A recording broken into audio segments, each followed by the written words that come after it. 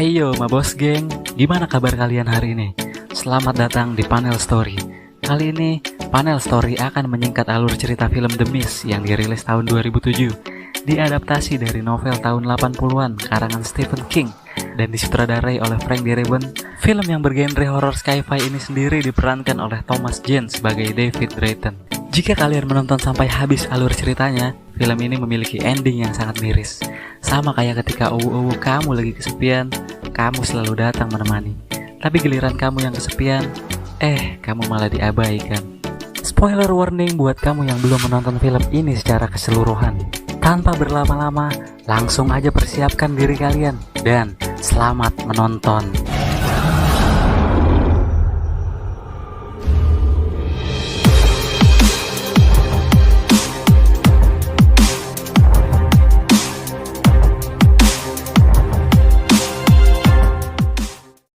Film ini diawali dengan adegan seorang pria bernama David Drayton yang sedang melakukan pekerjaan seninya di waktu luang.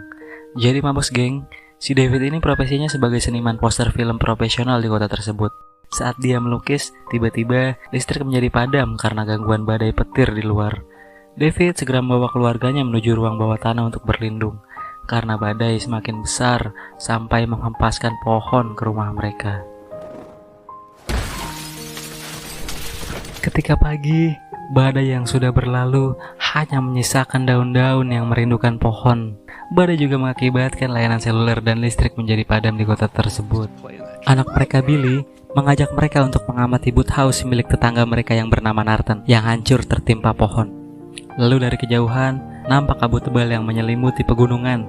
Kabut yang cukup mencurigakan untuk David dan istrinya, karena mereka tidak pernah melihat kabut yang menggumpal di atas danau itu sebelumnya. David lalu menemui Nathan yang berada tak jauh darinya, bermaksud membicarakan mengenai boot house milik Nathan yang rusak, di mana akhir-akhir ini hubungan mereka sedang tak akur akibat sengketa properti atas pohon pinus milik David. Tapi pada saat ini mereka mengesampingkan masalah tersebut. Setelah berbincang-bincang, lalu Nathan mengajak David ke pusat perbelanjaan di kota untuk mencari alat renovasi sekaligus stok bahan makanan. Mereka pun berangkat dengan membawa Billy menuju perkotaan. Di tengah perjalanan, rombongan mobil petugas listrik beserta pasukan militer lewat melintas dengan terburu-buru. Tapi David beranggapan mungkin mereka diturunkan untuk memberikan bantuan bencana, Norton membuka perbincangan mengenai proyek Arrowhead yang sedang dikerjakan di pangkalan pasukan militer tadi. Pangkalan pasukan militer tersebut berpusat di atas gunung, tempat kabut tebal yang tadi berasal. Mereka pun tiba di pusat perbelanjaan, di mana listrik di sana juga padam. Sementara orang-orang sibuk membeli persiapan bahan makanan, suasana menjadi aneh ketika seorang polisi militer mendatangi tempat tersebut dan memeriksa keadaan. Lalu seorang polisi militer tadi memanggil teman-temannya yang juga para prajurit untuk segera kembali ke markas. Sementara di luar, mobil polisi dan mobil pemadam kebakaran lewat melintas dengan menyalakan sirine, seperti menunjukkan suatu keadaan yang tidak kondusif. Ditambah, saat sirine darurat menyala, cukup jelas ada sesuatu yang tidak beres sedang terjadi di luar. Rasa takut semakin berkembang saat seorang pria tua yang bernama Miller berlari menuju swalayan dengan berlumuran darah pada wajahnya, seperti berusaha menyelamatkan nyawanya sendiri. Dia berteriak bahwa ada sesuatu di kabut yang mengambil temannya. Hal ini membuat suasana menjadi panik di dalam swalayan tersebut. Ditambah, pria tua ini juga menyuruh menutup pintu swalayan sambil ketakutan. Salah seorang pria yang panik berusaha berlari menuju mobilnya, namun kabut yang dimaksud pria tua tadi sudah bergerak dan sampai ke arah pusat perbelanjaan. Pria ini sebenarnya hampir berhasil naik ke dalam mobil, namun belum sempat dia menemukan kunci, kabut tersebut menutupi badannya, dan kemudian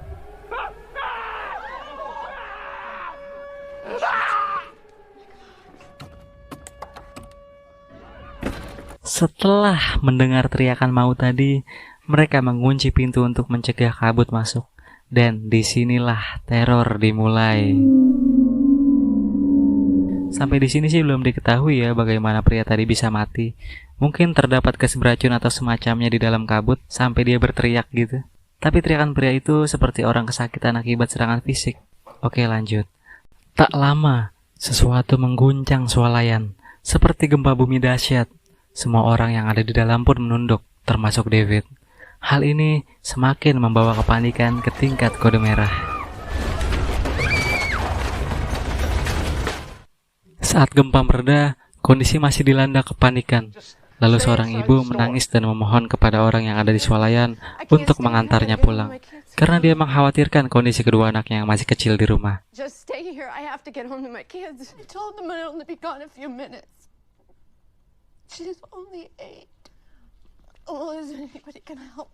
Tapi semua orang tak ada yang mau membantunya.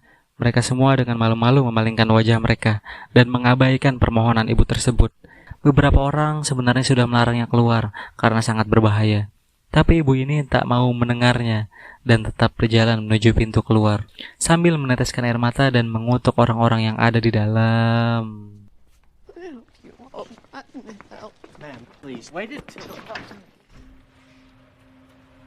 Hingga dia melangkah sendirian di tengah kabut yang tebal di luar. Billy yang masih kecil sangat ketakutan karena kejadian tersebut. Dia menghisap jempolnya dan terus menangis.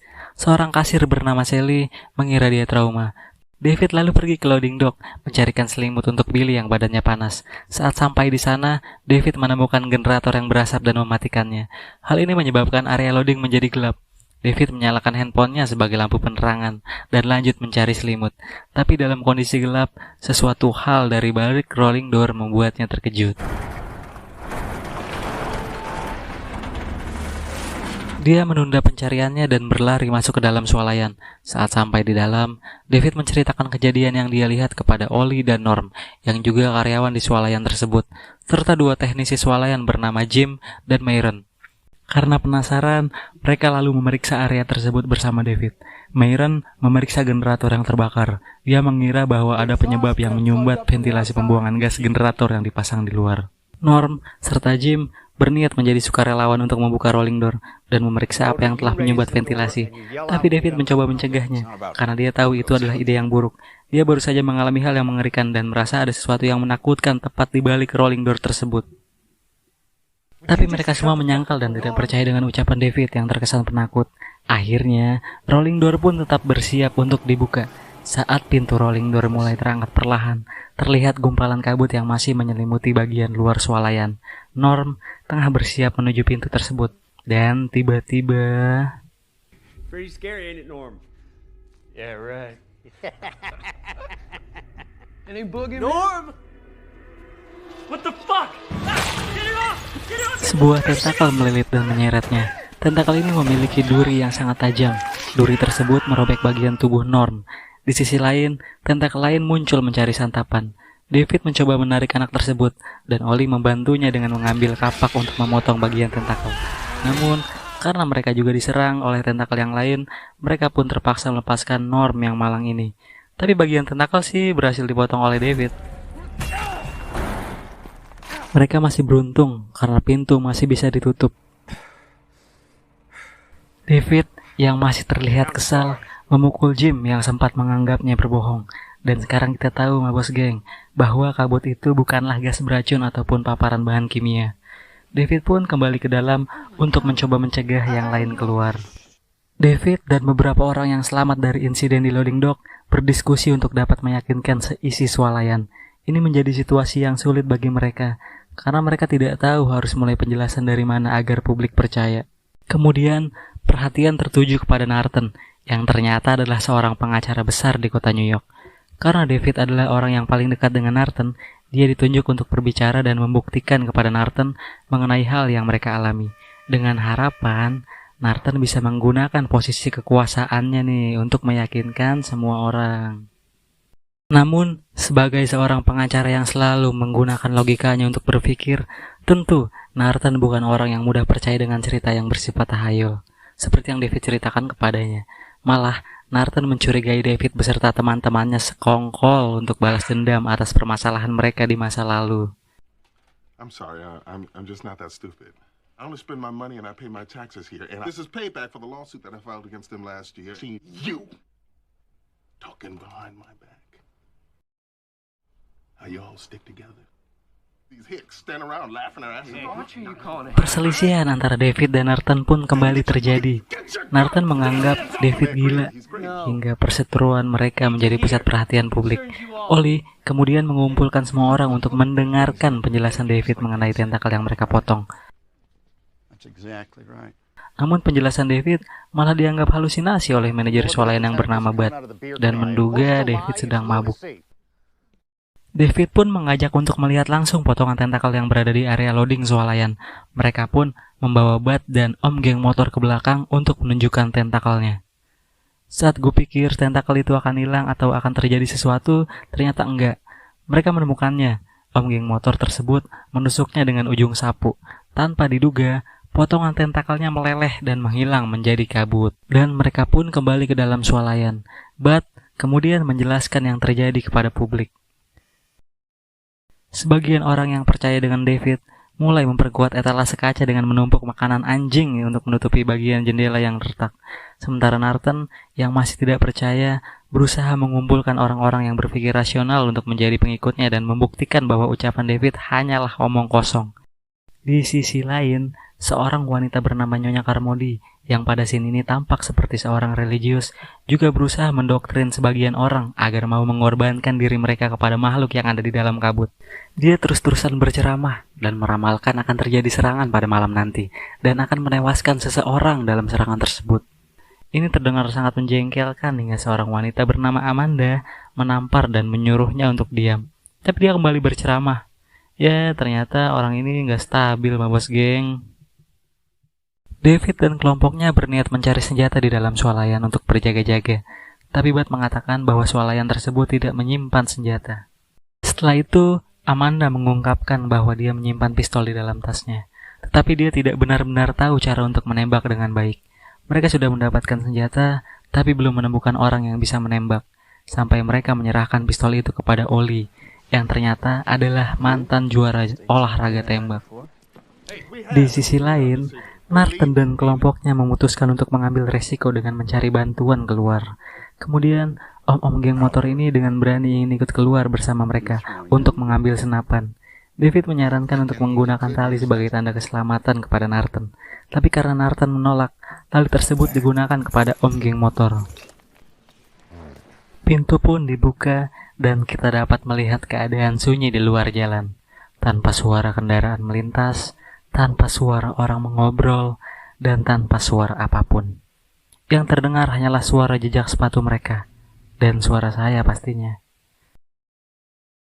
Tali pun juga mulai ikut bergerak mengikuti langkah om geng motor. Tapi belum sampai jauh uluran tali kasih tersebut, talinya sudah jatuh ke bawah dan berhenti bergerak, seolah memberi tanda sesuatu yang tidak baik. Tapi kekhawatiran mereka menghilang setelah tali itu kembali bergerak, dan terus bergerak semakin cepat, hingga mereka harus menariknya bersama-sama. Setelah sempat tarik-tarikan, akhirnya tali itu berhasil ditarik oleh David dan kelompoknya.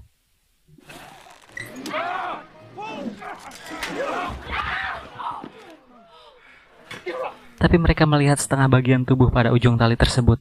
Karena tampak mengerikan, tali tersebut akhirnya dipotong, dan pintu kembali dikunci. Om geng motor pun sudah wafat.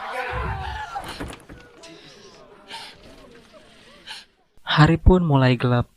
David beserta Myron dan Jim sedang mempersiapkan lampu penerangan darurat karena listrik masih padam. Kondisi swalayan yang gelap tidak disia-siakan oleh seorang prajurit bernama Jesuk dan pacarnya Sally untuk mendapatkan momen romantis terbaik mereka dengan cahaya lilin di ruang kamar ganti swalayan. Sementara yang lain sedang mengamati keadaan di luar. Saat seorang pria ingin menikmati hidangan makan malamnya, sesuatu terbang mendekat ke arah jendela.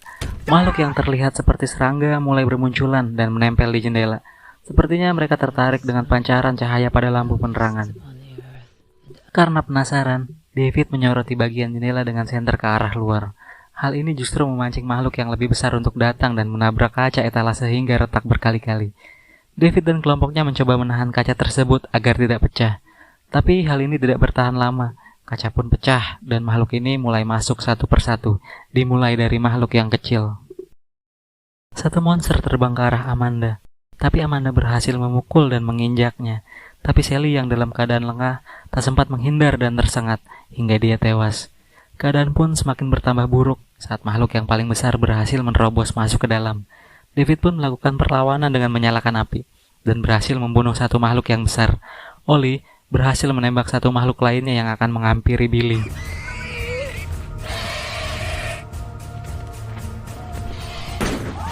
Salah seorang dari mereka juga terbakar ketika akan menyerang makhluk itu, sebelum akhirnya bisa diselamatkan dalam kondisi kritis. Akhirnya jendela yang pecah berhasil ditutup dan makhluk itu berhasil dibunuh satu persatu. Hal ini juga membuktikan tentang ramalan Nyonya Carmody sebelumnya, dan kini dia sudah mulai memiliki banyak pengikut. She said that they would come at night. She told us someone would die. Malam pun semakin larut. Akhirnya mereka bisa beristirahat meski masih diselimuti teror dengan kondisi yang mencekam.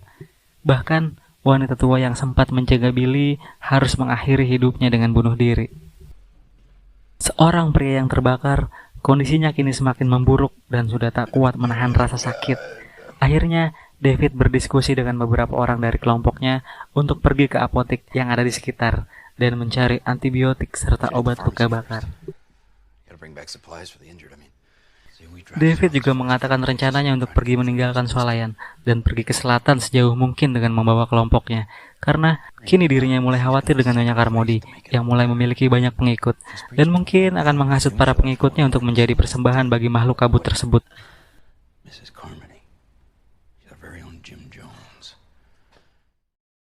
Akhirnya David pergi keluar bersama Ollie, Jim, Jessup, Patua Miller, serta beberapa orang sukarelawan menuju apotek yang ada di samping swalayan. Meski sebelumnya sempat dihalangi dan mendapatkan pertentangan dari Nyonya Carmody. Mereka pun sampai ke dalam apotek dengan selamat dan belum menemukan hal aneh. Mereka pun mulai mencari dan mengumpulkan obat-obatan yang mereka perlukan, sambil mengobservasi keadaan sekitar. Di saat mengawasi keadaan, Jim menyoroti bagian atas apotek. Jim melihat tempat itu dipenuhi dengan jaring laba-laba yang tebal dan lengket, serta membungkus banyak orang yang kelihatannya sudah mati seperti kepompong. Jim, yang tak percaya dengan apa yang dia lihat, tiba-tiba dikejutkan dengan seorang tentara yang sudah terbungkus, namun dalam keadaan hidup, tepat di belakangnya.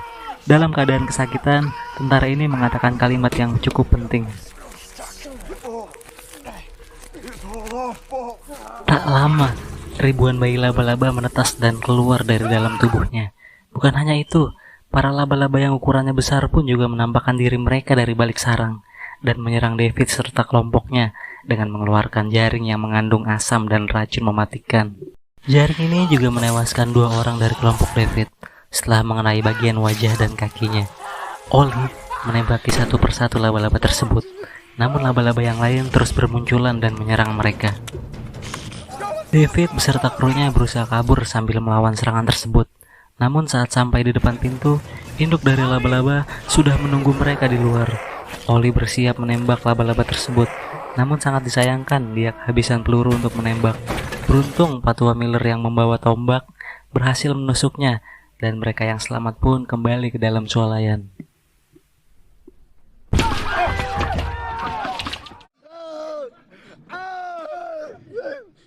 David yang kelelahan pun lalu tidur seharian. Saat dia terbangun, dia melewatkan banyak hal.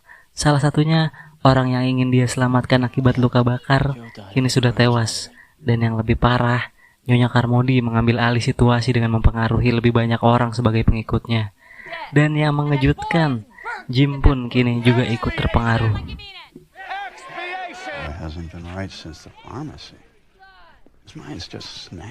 David beserta krunya yang tersisa kini bersiap menjalankan rencana kedua untuk pergi meninggalkan swalayan dengan segera. Namun, mereka masih penasaran dengan ucapan seorang tentara yang ada di apotek sebelum tewas. David dan krunya mencari para anggota prajurit yang juga terjebak di dalam, tapi dia hanya menemukan Jessup yang sedang duduk sendirian. David pun menanyakan di mana rekan-rekannya yang lain, tapi Jessup bilang dia tidak tahu keberadaan mereka. Mereka sudah tidak ada semenjak Jessup kembali dari apotek, dan satu-satunya tempat yang belum ditelusuri adalah area gudang. Dan mereka menuju area gudang. Jim yang sekarang menjadi pengikut dari Nyonya Carmody membuntuti mereka diam-diam. Kedua anggota prajurit yang lain ditemukan di sana, tapi dalam kondisi tergantung karena bunuh diri. Saat David sedang mempertanyakan mengenai kebenaran proyek Arrowhead yang dibuat oleh para militer, tiba-tiba Jim menyeret Jessup keluar untuk dihakimi kepada Nyonya Carmody. Jim mengatakan bahwa Jessup adalah orang yang harus bertanggung jawab atas malapetaka ini, karena Jessup juga bagian dari anggota militer. Nyonya Carmody memaksa Jessup untuk mengakui kesalahannya kepada mereka. Namun Jessup menyangkalnya. Dia berkata bahwa dia hanya ditugaskan di sana dan tidak mengetahui secara pasti mengenai proyek Arrowhead. Yang dia tahu, proyek ini membuka lubang bagi dimensi lain untuk masuk, dan semua dikerjakan oleh para ilmuwan. Dia hanyalah seorang prajurit, dan dia tidak bertanggung jawab atas kejadian ini. Tapi Nyonya Carmody yang sableng ini tidak mau mengerti dan tetap menyalahkan Jessup, serta mengutuknya. Para pengikutnya yang terprovokasi langsung menghakimi Jessup di tempat. Mereka melampiaskan amarah dengan memukuli dan menusuk Jessup berkali-kali, lalu menggotongnya keluar untuk dijadikan makanan kepada para makhluk-makhluk kabut. David beserta kelompoknya tidak bisa berbuat banyak untuk mencegah mereka, karena dihalangi oleh para pengikut Nyonya Carmody. Jessup pun dilemparkan keluar dan mereka menutup pintu swalayan kembali. Jessup hanya bisa memohon sambil menahan rasa sakit agar dibukakan pintu. Namun, mereka hanya melihat dan menunggu Jessup menjadi makanan untuk makhluk kabut tersebut.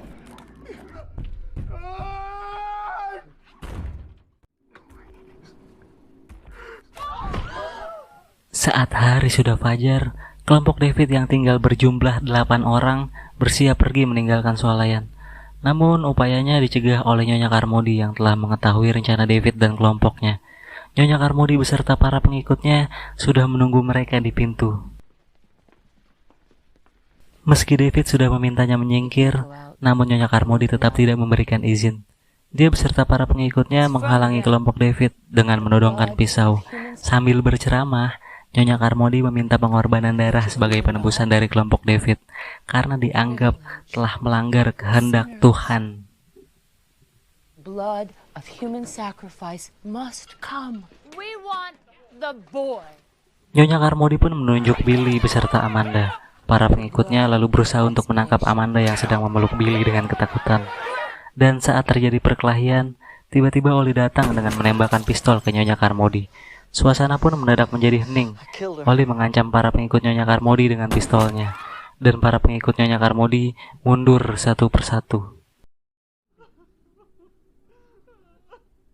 Ini membuka jalan bagi David beserta kelompoknya menuju pintu keluar. Saat tiba di luar, dengan kondisi kabut yang masih sangat tebal dan kelompok itu saling terpisah, Oli yang sampai di mobil David terlebih dahulu harus tewas setelah makhluk yang sangat besar menangkap dan memangsanya. Pistol yang dia bawa terjatuh di atas kap mobil, sementara Myron dan seorang pria tua juga tewas diserang monster laba-laba. Beruntung, Bud masih bisa selamat dan kemudian kembali ke dalam swalayan setelah kehilangan arah. Kelompok David kini hanya menyisakan 5 orang di dalam mobil, yaitu Amanda, Patua Miller, seorang nenek tua, dan David beserta Billy. David yang sudah di dalam mobil mempertimbangkan untuk mengambil pistol yang dijatuhkan Oli. David pun mengambil resiko dengan membuka pintu mobilnya dan mencoba meraih pistol tersebut. Seekor monster laba-laba datang mendekat, namun David masih sempat mengambil pistol itu. Mobil pun dijalankan dan David pergi meninggalkan swalayan. Para pengikut Nyonya Carmody hanya bisa melihat mereka dari dalam swalayan. David pergi dengan melewati rumahnya dan berhenti di sana. Dia menatap istrinya yang kini sudah terbungkus oleh jaring laba-laba. Dalam kondisi terpukul, David mengungkapkan janjinya yang belum terpenuhi kepada istrinya. Sambil meneteskan air mata, dia harus melanjutkan perjalanan dengan keyakinan bisa selamat dan keluar dari kabut malapetaka ini. Sepanjang jalan yang mereka lintasi, mereka belum menemukan ujung dari kabut tersebut dan hanya melihat orang-orang mati di dalam kendaraan, serta jalanan yang rusak dan juga tiang-tiang yang jatuh. Seekor monster kabut yang sangat besar melintas melewati mereka dan seketika menghilangkan harapan mereka untuk dapat selamat dari kabut.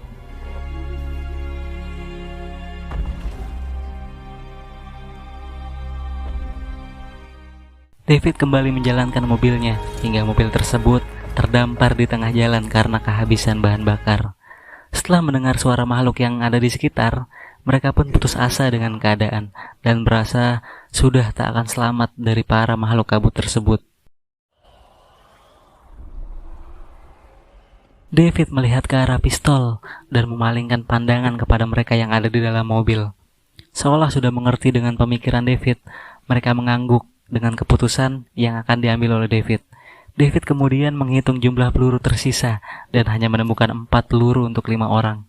Akhirnya, David memberikan tembakan kepada mereka satu persatu, termasuk anaknya, dan hanya menyisakan dirinya.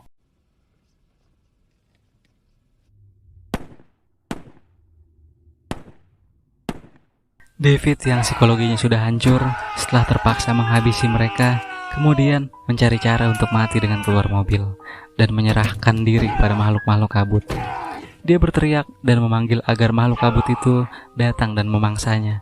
Namun alih-alih monster yang datang, David malah melihat regu penyelamat dan pasukan militer yang mengendarai tank dan dilengkapi dengan persenjataan perang melintas ke arahnya.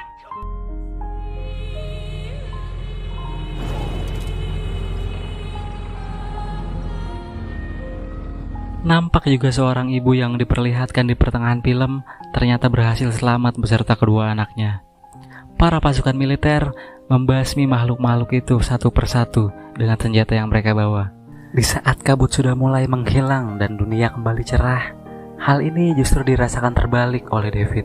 Dalam keadaan terguncang dan sangat menyesal, film ini diakhiri dengan teriakan David yang meluapkan emosinya dan akan memikul penyesalan sepanjang hidupnya karena dia dengan terpaksa membunuh anak dan teman-temannya sesaat sebelum tim penyelamat datang.